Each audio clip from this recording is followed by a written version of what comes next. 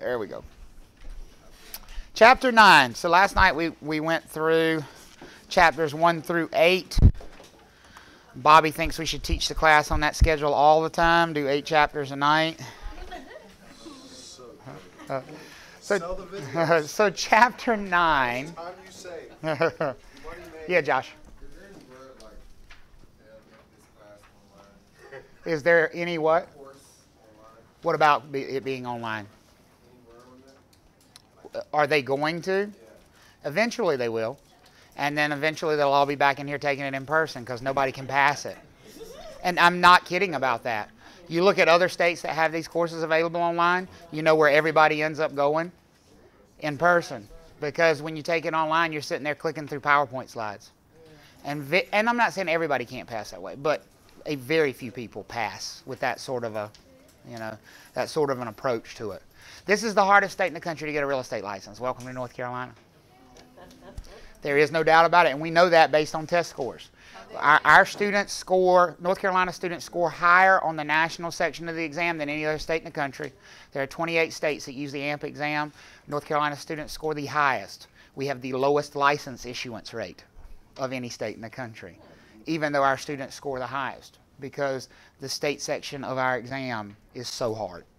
So it is the hardest state in the country to get a license. That doesn't make it, doesn't help you guys at this point, but it does make you feel better about the struggle is real in here. It is not, this is not a joke. I don't know, but I do know that. Okay, so chapter 9, contracts. Remember that a contract is a legally enforceable set of promises between legally competent parties. Now, what does enforceable mean? In court. It means a court of law would say that that agreement needs to be honored, that these two parties have agreed to be bound with each other, and that they should follow through on what they promised to do. Now, when we talk about legally competent parties, what are some examples of things that would make us not legally competent? We're underage, right? So a minor. Intoxication would make the parties not competent. So like a mental illness of some type, some sort of, so you've been declared mentally incompetent. All of that would make you be not legally competent, okay? If you're not legally competent, like for example, if a minor signs a contract or an intoxicated person signs a contract, what kind of contract do we say we have formed? Remember, there are categories. There are valid, void, voidable, and unenforceable. What kind of contract have we formed if we form a contract with a minor or with an intoxicated person? A voidable contract.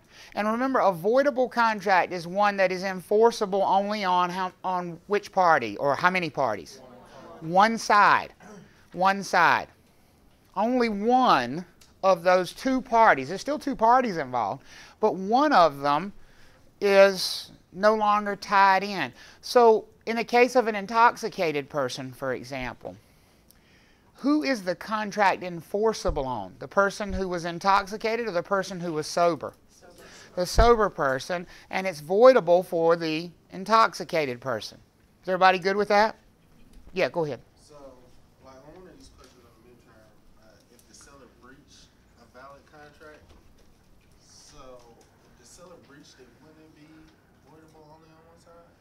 Yes, if a valid contract is breached, generally we would refer to that contract as voidable. Because if you think of a breach, one party has not done what they promised to do. Right. Which means essentially what they've done is given permission to the other party to do what? Walk away. That's voidable. That's voidable. So another way we can get to voidable is if we have a valid contract, and valid means it's enforceable on both sides, right? And if we have a valid contract and one party breaches, it would then become voidable. So voidable is just a case of only one party being tied in. If it's in writing, I thought that would be like, if it's not in writing, how would that be voidable? What do you mean?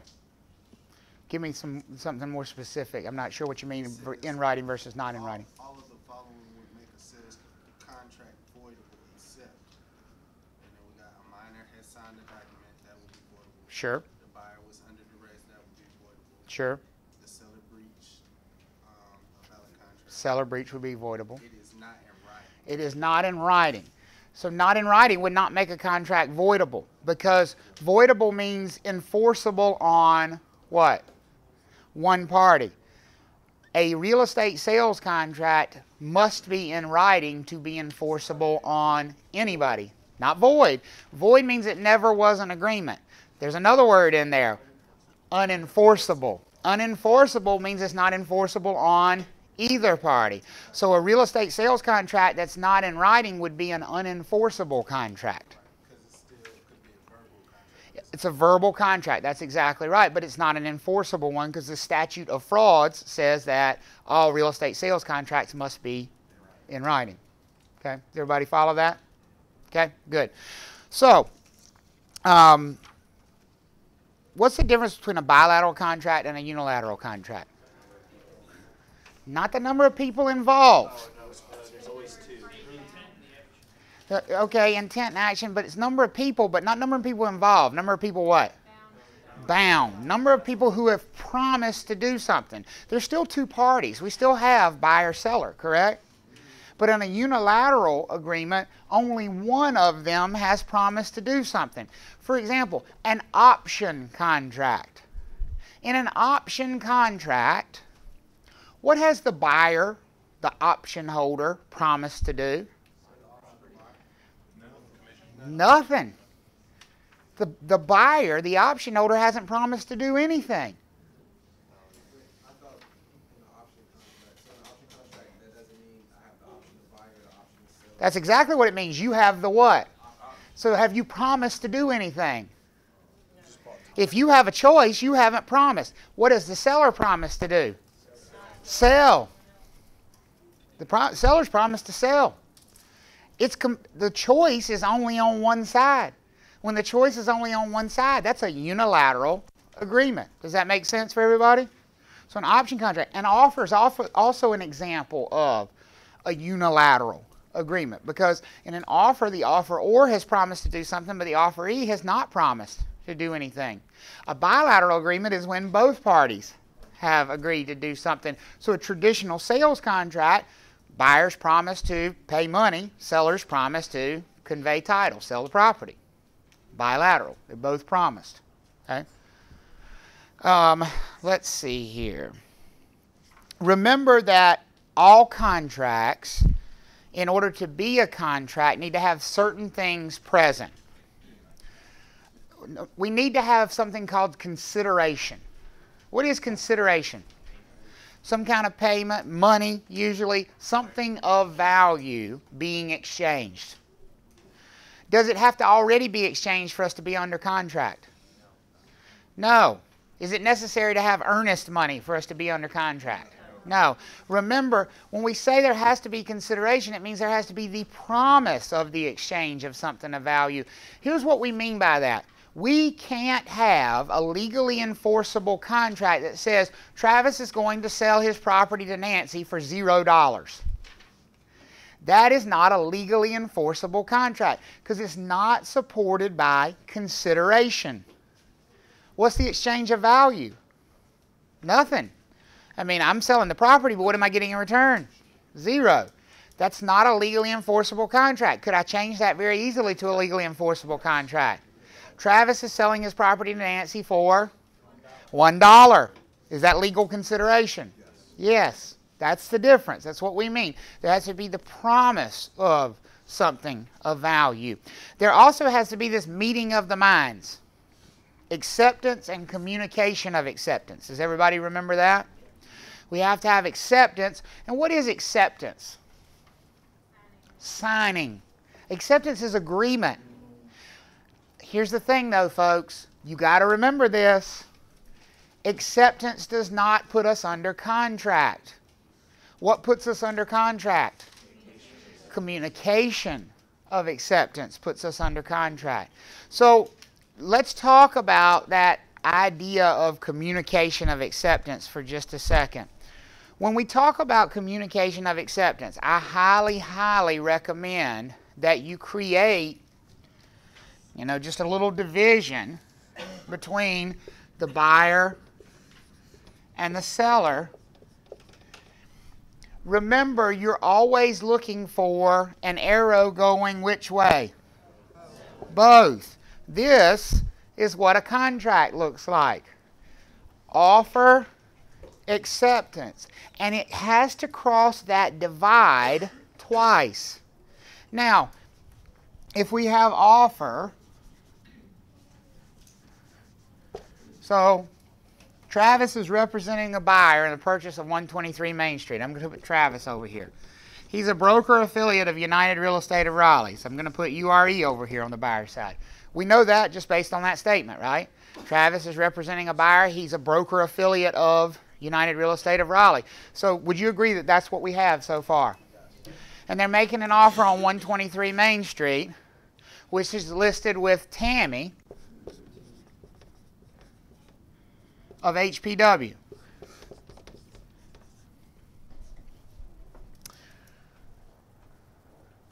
The buyer fills out the North Carolina Standard Offer to Purchase and Contract furnished by the Association of Realtors and the North Carolina Bar Association with Travis's assistance. Travis forwards the offer to Tammy, who presents the offer to her client, the seller. The seller adjusts the closing date and returns the offer back to Tammy. But now when the seller adjusts the closing date, what just happened? That's a counteroffer. And what's the counteroffer going to do with any arrows that are crossing this line? They go away, right? We start over. Tammy communicates the counteroffer to Travis. Travis confers with his buyer client, who signs and accepts it, places it in the mail back to URE's office. Do we have a contract yet? No. Even though they put it in the mail? No, because it's not crossing that line, right?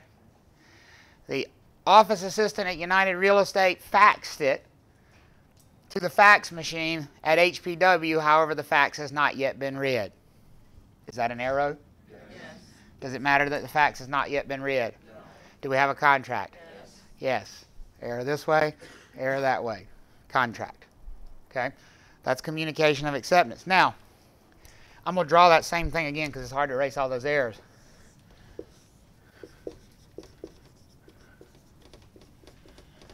If I change one thing, Travis is representing a buyer. He's a broker affiliate of United Real Estate of Raleigh.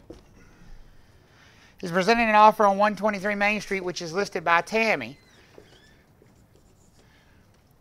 who's also a broker affiliate of United Real Estate of Raleigh. Ooh.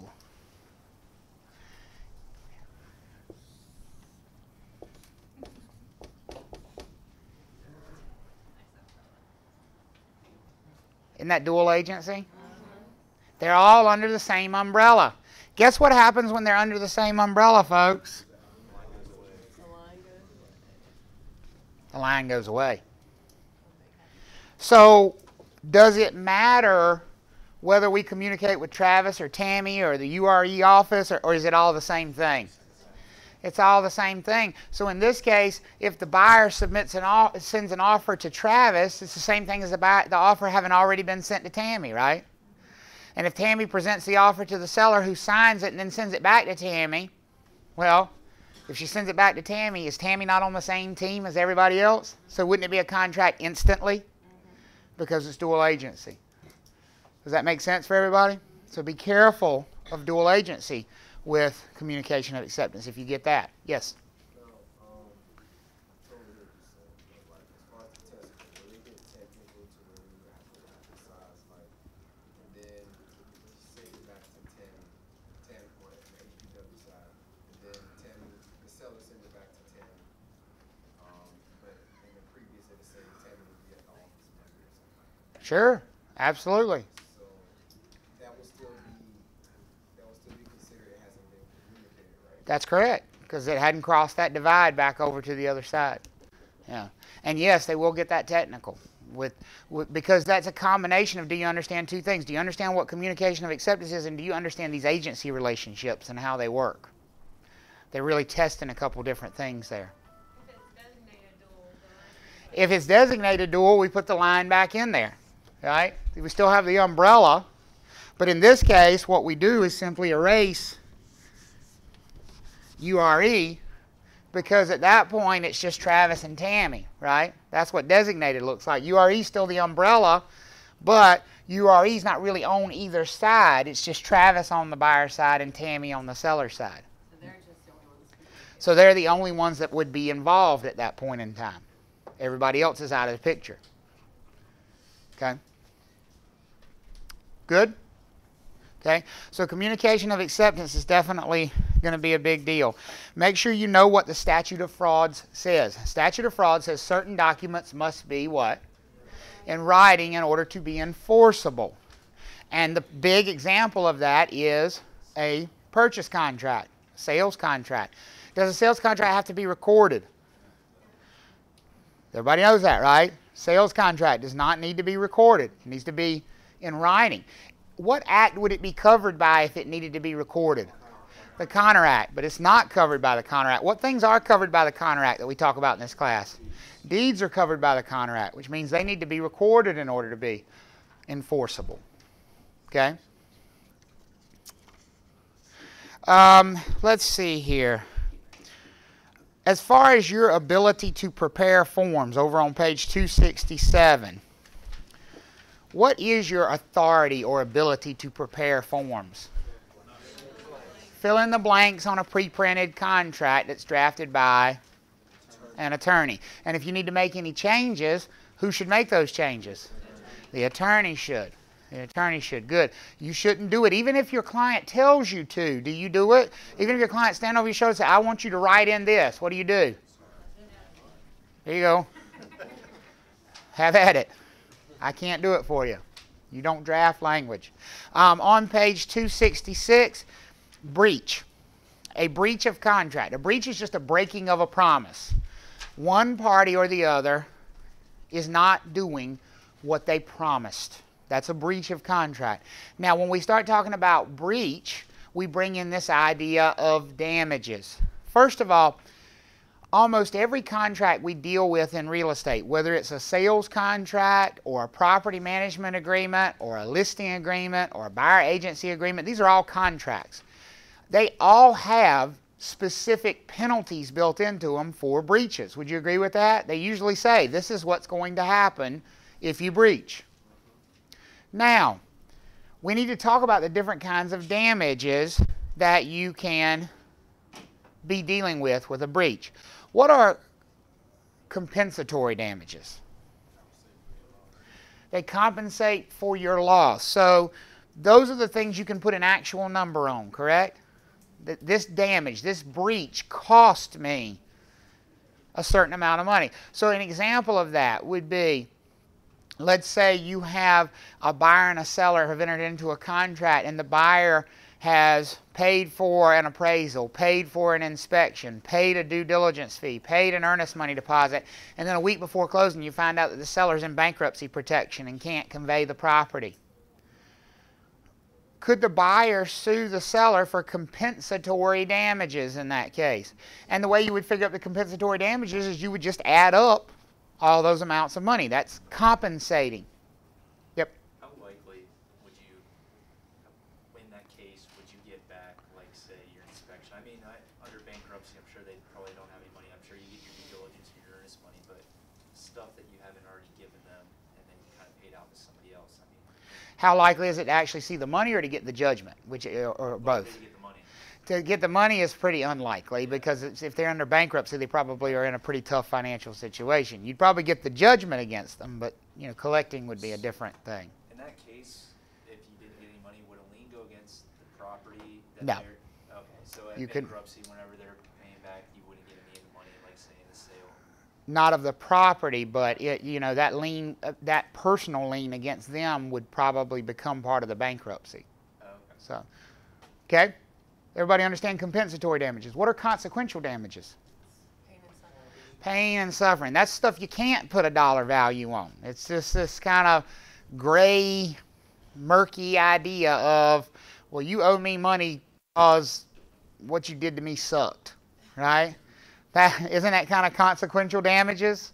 You can't really say it cost you this amount of money, but it sucked bad enough that you should pay me anyway. Those are consequential damages. But the ones we care about the most in this class are liquidated damages. And the reason we care about them the most in this class is because that standard offer to purchase and contract, that 2T contract that we talk about so much, it has built into it these liquidated damages. It says, in the event the buyer breaches the contract, some amount of money is going to serve as liquidated damages. First of all, what amount of money is that? The earnest money deposit will serve as liquidated damages. And what does it mean when something is liquidated damages? It means what? Nothing more. It means this is what we've agreed to in advance will be the penalty for this breach. And there is not going to be anything more. You don't have the right to sue for anything more because you agreed to this amount up front. Does everybody follow that line of thinking for liquidated damages? Okay. Could be very familiar with liquidated damages. What is this is obviously this is when the contract falls through, right? Like When there's a breach. When there's a breach. Anytime you're talking about damages, there's been a breach of some type. So one party has not fulfilled their promises. I'm sorry? I'm trying to think of another example that would lead to exactly Liquidated damages? Well, any contract could in theory have liquidated damages. If you have a lease that says if you move out early and you violate your lease, you owe us too much rent as liquidated damages. Because in general, how much rent do you owe them if you move out early? 1 month's rent. You owe them the remainder of the lease. Whatever's left on the lease is what you owe them because that's what you agreed to pay them. But they may have a statement in there that says you pay us too much rent as liquidated damages. So you could have liquidated damages in any type of a contract. Okay? Everybody good with that? Good. What does the word addendum mean? It's an addition to a contract. What is an amendment? Change. An amendment changes an existing contract. And what does the phrase time is of the essence mean? It means it's a drop dead, must meet this date, right? Do not pass go, do not collect $200. You got to do it on this date. This is not a target date. This is a must do. Okay? That's it for chapter 9. Do we need to know what? The 19 elements to the contract. No. No, you don't need to know. Other than the elements to the contract, pay special attention to, that there's some money, some exchange of something of value, right? Consideration, and make sure that you know competent parties and that meeting of the minds. Okay? Yes, Josh.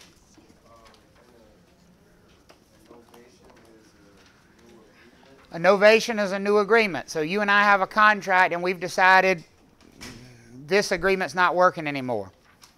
So we're going to replace that agreement with a new agreement. Replace our old contract. So what stays the same in a novation? The people, the parties. The parties stay the same, the agreement changes. How about an assignment? The people change, but the agreement stays the same. Okay? A sublease would be an example. Okay? Chapter 10. So in Chapter 10, we talk about sales contract practices. And obviously, specifically, what sales contract do we focus on a lot? 2T. The 2T, offer to purchase and contract. So let's start with that. That 2T, offer to purchase and contract. What kind of properties is it appropriate for? What kind of properties should you use it for? Residential resales. Residential resales. but not all residential. And here's the reason why, folks. You don't want to use this contract for new construction, because it specifically says in there that you're buying the property in its current condition. If you're writing a contract on new construction, do you likely want to buy it in its current condition? No, there's nothing there, right? So it's not appropriate to use it. Now, would it be appropriate to use it if you were buying a new construction house that was already 100% completed? Could you use it then? Be fine in that case. But most of the time with new construction, you're writing a contract at some point well before the house is finished. So you don't want to use that contract because it says you're purchasing it as is, where it is, basically. Okay? Residential. So it shouldn't be used for commercial transactions. It also should not be used for vacant land. Vacant land is going to have specialized agreements because there are different considerations with vacant land. And a lot of what they talk about in the 2T contract just doesn't apply. I mean, think about it. There's whole paragraphs about the stove is going to be a fixture. Well, if it's vacant land, I don't think there's going to be a stove sitting out there anywhere. So, you know, it's only appropriate for residential resales. Okay? That 2T offer to purchase and contract is good for residential resales. Offers. So let's talk about offer and acceptance. How long are offers valid?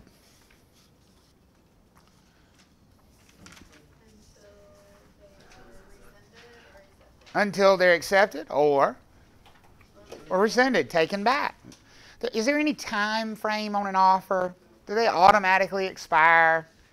No, absolutely not. You make an offer, it stays an offer until you take it back. That's as simple as that. Until you take it back or until it's accepted, it stays an offer. There's no automatic expiration out there. Is it enough for that offeree to sign, to accept that offer? Do we have a contract yet? No, we need what? Communication of that acceptance. We have to have communication of that acceptance. So let's say I'm doing one of these 2T offer to purchase and contracts, and actually I'm not just doing one, I've got 4 in front of me because I'm a listing agent. We got 4 offers. What order am I going to present those offers in? All at the same time. And if I do put them one at a time, is it going to be, oh, this is the first one, this is the second one, it's going to be what? Some random order. I'm not going to say this was the first one that came in. I'm just going to say, okay, here's the first offer we're going to talk about. Here's the second offer we're going to talk about. You know, just a random order. Don't put them in any sort of a hierarchy. Okay. The offer to purchase and contract on page 1 talks about due diligence fees, earnest money deposit. Do we need to have either one of those for this to be a contract? No. Could be 0 on both of those lines. Consideration would be the purchase price. Right? As long as there's a purchase price, you have consideration. Be careful when you're looking at communication of acceptance for that phrase, seller subagency. Make sure you know if somebody's functioning as a subagent of the seller, whose team are they on? The seller's team. Even if they're working with the buyer, don't follow the bait, right? They will tell you whose team they're on the exam. You have to read what they say. Travis has been showing a buyer houses for 6 weeks. They've looked at 482 homes. They've gone to eat dinner 16 times together. Travis's firm does not offer any form of buyer agency. Travis presents an offer on 123 Main Street where the listing broker has agreed to allow him to participate in the transaction as a subagent of the seller. Whose team is Travis on? The seller's team. He's on the listing side. So when you're making your chart, make sure you put him on the seller side. So when you start drawing your arrows back and forth, can the buyer communicate acceptance? Can Travis communicate acceptance for the buyer? No, because Travis is not on the buyer's side, right? They're on the other side. Doesn't matter how many times, how long they've been working together, and how many houses they've seen. If he's on the seller's side, he's on the seller's side. So be very careful of that. Everybody good with that? Okay, good. Let's see here. In this 2T offer to purchase and contract, talk to me about that due diligence date. What's important about the due diligence date? That's when the buyer can no longer back out of the transaction without losing their due diligence fee. Earnest money. Earnest money. Due diligence fee is gone, right? The due diligence fee is gone from the very beginning. What changes on the due diligence date is that now the earnest money has gone from refundable to what? So non-refundable. So make sure you know what that means if they present you with different cases about when the buyer terminates. The only thing that matters is when the buyer terminates. Does it matter why the buyer's terminating?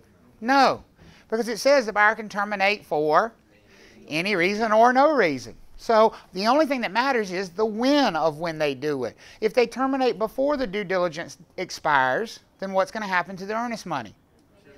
It's going to be refunded back to the buyer. If they terminate after the due diligence has expired, what's going to happen with it? It's going to be forfeited to the seller. Good. Good. Now, what if our clients tell us to do something on the contract? You know, they want the refrigerator. Where should we write that in? The personal property section. Because if we make a reference to personal property, are we including it or are we excluding it? We're including it. If we make a reference to a fixture, are we including it or are we excluding it? Excluding it. So let's say the buyer says they want the refrigerator, and I neglect to write it in the personal property section. Even though I told the listing agent we want the refrigerator, what's the status of the refrigerator after closing? It doesn't belong to the buyer. It's still the personal property of who? The seller. There's nothing the buyer can do about the refrigerator with the seller. Can they do something with about the refrigerator with me, with the broker? Yes. Can they sue the broker? Sure. Could a real estate broker be disciplined by the real estate commission for not following that command by their client? Yeah, absolutely. Absolutely. Let me look through my notes here, make sure I haven't missed anything. Would what be a contract violation? Not what? Not writing in the refrigerator. Yeah, I mean, obviously, it's, you know, you have to follow that command. Yeah. Yes. You get on due diligence back that 3-day period of the seller disclosure. So the residential property disclosure statement, is that what you're asking? So Katari's question is, what about if the seller doesn't provide the residential property disclosure statement before the buyer does what? Makes an offer. Remember, that's the magic time, folks. That should be automatic. If you're going to be wrong with that answer, because it's right a lot more often than it's wrong, right? Time of offer is a pretty magic time when it comes to stuff in this class. I mean, when do you have to disclose your commission? No later than time of offer. When do you have to get dual agency permission in writing? No later than time of offer. When do you have to get a buyer agency agreement in writing? No later than time of offer. When do you have to disclose material facts? No later than time of offer. When do they have to see the residential property disclosure statement? No later than time of offer. So what if they don't? If the buyer doesn't see that residential property disclosure statement before they make an offer, then we go under contract. What right does the buyer now have? They have 3 days after we go under contract to do what? Change their mind, get out, and get all their money back. And all their money would include the due diligence fee. It's about the only time. That or a seller breach. If the seller were to breach the contract, they could presumably get their due diligence fee back. But assuming the seller doesn't breach, that due diligence fee is gone. Yes? So let's say the seller accepts an offer, Mm-hmm. then minutes later they get another offer. I as a broker, do I have to present the new offer or no? You have to present. So the question is a good one. We're already under contract. I get a new offer and it's higher. It doesn't really matter if it's higher or lower, but I got a new offer. Do I have to present it? What do you think? Yes, because we have to present all offers. Now, can they do anything with it? No. If they're under contract, they can't accept another contract on that property. Now, there is a such thing as a backup contract. We are allowed to accept one backup contract. So that's why we'd have to continue to present offers. But we always present them. But they can't just, you know, and you'll have sellers. It always baffles me. The sellers are like, oh, well, that offer's higher. We should take that one. You already accepted the other one yesterday. Well, just let them know we want out because we're going to take this one. What part of contract do you not understand? You know, a contract is an agreement. You're bound by it. You don't get to do it. It doesn't work that way. Can they tell you they don't want to see it? They can tell you. So that, yes, absolutely. The seller could say, I don't want to see any more offers. And that happens in this environment, sometimes even before they've accepted one. I had a seller earlier this year who got 18 offers in the first 2 days. And they were still coming in, and I asked the seller, I said, how long do you want to wait? He's like, cut it off. I don't want to see any more. I can't sort through what I've got. So just stop. Yeah, so they can certainly tell you to stop. So how does the backup offer, is that what you call it? Mm-hmm. So how does that work in real life? How does a backup anything work? How does a backup quarterback work? You put him in when what happens? When the other one falls through, right? I mean, he can't throw anymore. You put in the backup. Same thing with a contract. So when would a backup contract come into effect? When the other one falls through. If they're pre-approved and everything is said and done, so, but I mean, what would be a good reason as to why that did not go through? So a good reason as to why would be a good reason to why this 2T offer to purchase and contract doesn't go through? A contract where the buyer has the right to terminate for any reason. So what would be the most common reason? What would be the most common reason that the thing fell through? The buyer just terminated it. And so that would the biggest motivation to taking a backup contract with this contract is just that you have a contract that the buyer can just walk away from at any point in time. And so the advantage of accepting a backup is if you've accepted a backup, that becomes the primary contract instantly as soon as the other one's terminated. Do you let the other buyer are they aware that they're a backup? Yes, absolutely. Okay, so they put an offer and they know that They know they're a backup, and they know even if their offer is accepted that they're only going to move forward if the primary contract falls apart. Can't you use that as a negotiating tool too? Like if the first buyer is trying to ask for a lot of repairs? Absolutely. We've got a backup contract in place, and in fact, I would use that as a negotiating tool. Absolutely. No question about it. We've got a backup contract in place. It doesn't, because their backup can be rescinded at any time. The version of a backup that we use says that the buyer's not bound. Wow. But there's a huge advantage for the buyer. Think about this market. In this market, we got multiple offers all over the place, right? So we got 10 offers, we accept one, we go under contract. If that buyer terminates, we're going to put it back on the market, and guess what's going to happen all over again?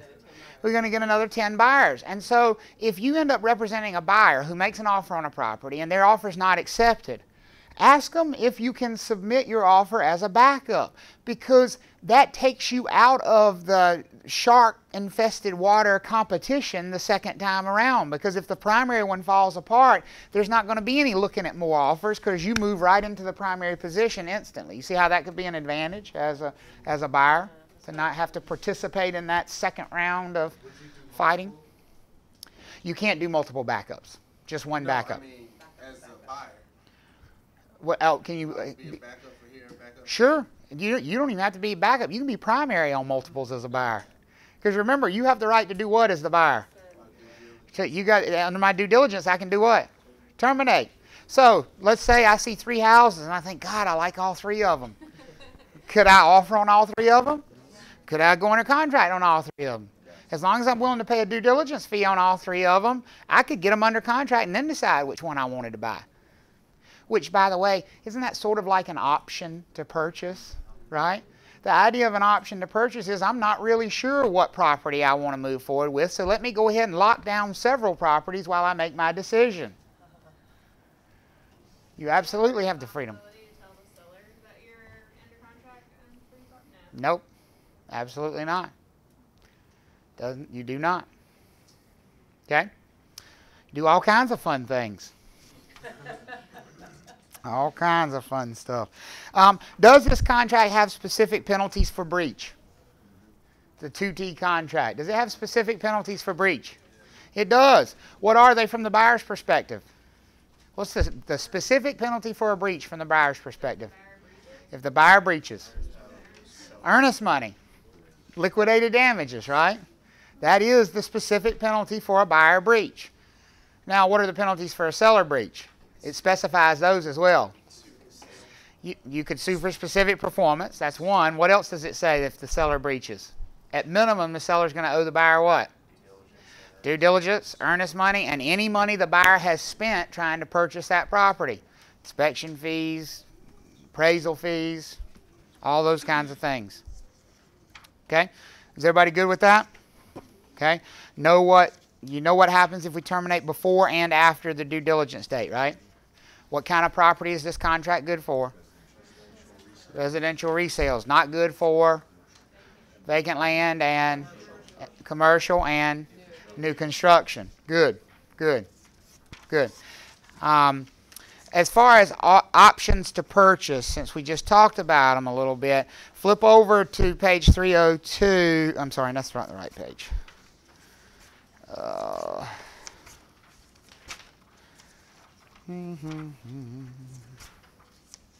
316. An option to purchase. We said it was a unilateral agreement because it's only enforceable on one party. In this case, it would be the seller. It's enforceable on the seller, not the buyer.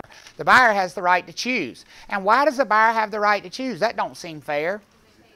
They paid for it. They paid for that option.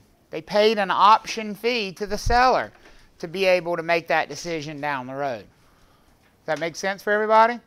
That's an option to purchase. Now, that's different from a right of first refusal. A right of first refusal is not binding on either party. A right of first refusal is not a promise to do anything. Seller's not promising to sell. What are they promising? If I decide to sell, I'll give you the first shot at it. You'd be the first in line.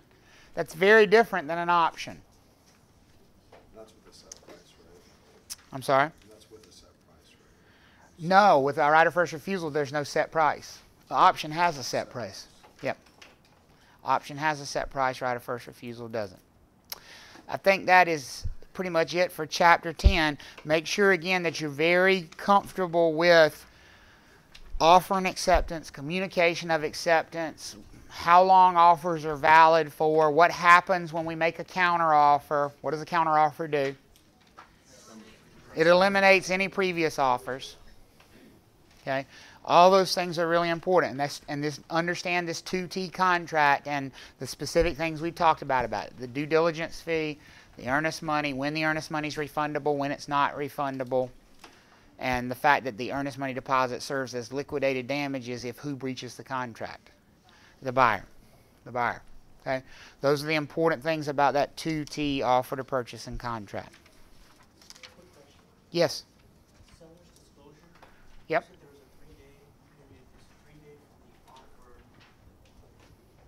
3 days from when? Help him out. 3 days from contract. 3 days from when we go under contract. I don't need 3 days from an offer. I can rescind an offer when? Anytime. They wouldn't be giving me anything if they gave me the right to pull it back 3 days after an offer. It's 3 days after I go under contract if I don't get that disclosure statement before I make an offer. If you do get within that 3-day period, If you do get what? seller's disclosure within 3 days after. Doesn't matter. Doesn't matter if you ever see it. When you don't get it before you make an offer, you have 3 days to back out. Whether they give it to you at that point or not makes no difference whatsoever. So, as a, I guess a seller agent of the seller, you would have them fill that out early, and then you would hand it to. How do you give it to buyers before they make an offer? So, question is, how do I get this disclosure statement to buyers before they make an offer? You can leave copies of it in the house during the showings. If I'm showing the house to buyers, I'm going to make sure they get a copy of it. Most buyers' agents, if they're writing an offer, would make sure that they had a copy of it. So if a buyer's agent calls me and says, we're going to be bringing you an offer on your property, what do you think one of the first questions I'm going to ask the buyer's agent is? Do you have the disclosure statement? Practically, now we put it online. It's on the MLS. You can download it right from the MLS. We upload it in there. I'm sorry? Even if they don't look at it, that counts as Oh, you have to have proof they looked at it because they have to sign it. They sign it showing that they've seen it. So when they submit the offer, they're also submitting the disclosure statement with the buyer's signature on it. So it'll now have the seller's signature and the buyer's signature. Yep. Okay, everybody good with that? All right, let's take a quick break, and then we'll come back and pick up with landlord-tenant.